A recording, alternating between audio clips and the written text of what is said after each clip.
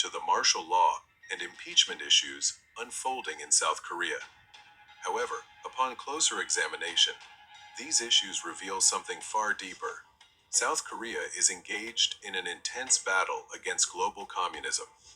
So today, on FT NER, we want to explore the war against communism unfolding in South Korea.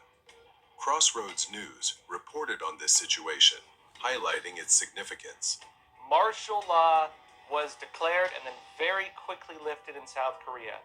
Now, this was allegedly being done to clear the way to root out North Korean subversion throughout the country. The allegation was there are politicians in the country who have been subverted by North Korea. The problem of Chinese Communist Party and North Korean subversion in South Korea is massive. It is a massive, serious issue. I've reported before that CCP subversion in particular, the CCP has subverted South Korea to such an extent that the country risks losing its sovereignty if nothing is done to change it. I would actually say the majority of the country currently is controlled by the Chinese Communist Party. Additionally, Dr. Gordon Chang stated that if South Korea's President Yoon falls, the country risks being overtaken by China and North Korea. This is not merely a domestic political issue, it is a war against communism. Against this backdrop, President Yoon's decision to declare martial law and send military forces to the National Election Commission within just 2 minutes carries profound implications. Why did President Yoon deploy troops to the NEC immediately after declaring martial law? For years, the Chinese Communist Party and Russia have been accused of interfering in elections in key countries to aid communist-aligned factions. Recently, in Romania, a country of strategic importance to Russia, evidence of Russian interference in election fraud was exposed, resulting in the annulment of the election results. Romania is not an isolated case. Since 2018, election fraud has been uncovered in Iraq, DR Congo, and Kyrgyzstan, all countries that use South Korean-made vote counting machines. The timing of 2018 is particularly noteworthy.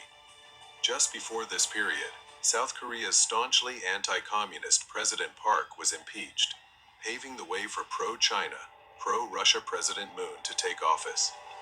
It appears highly likely that after their revolution succeeded in South Korea, the CCP and Russia began exporting the same strategy to support communist factions in other critical nations, starting in 2018.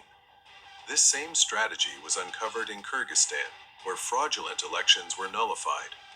Coincidentally, on the very day President Yoon declared martial law, he also met with Kyrgyzstan's president.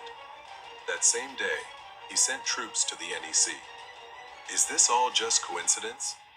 The US had already begun investigating South Korea's election fraud issues in July. After Trump's victory in the presidential election, reports of election fraud began emerging simultaneously across multiple countries, including South Korea, even before his inauguration.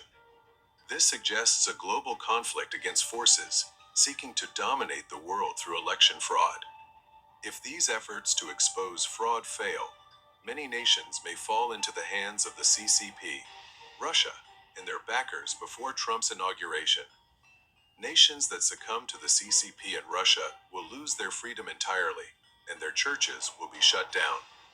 To those who love freedom and cherish the church worldwide, this is not merely South Korea's issue.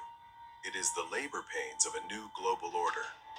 If we lose this war, the world will become communist. South Korea is fighting fiercely right now. You too must fight and pray earnestly to ensure that your own country is not taken over by communism and the forces behind it.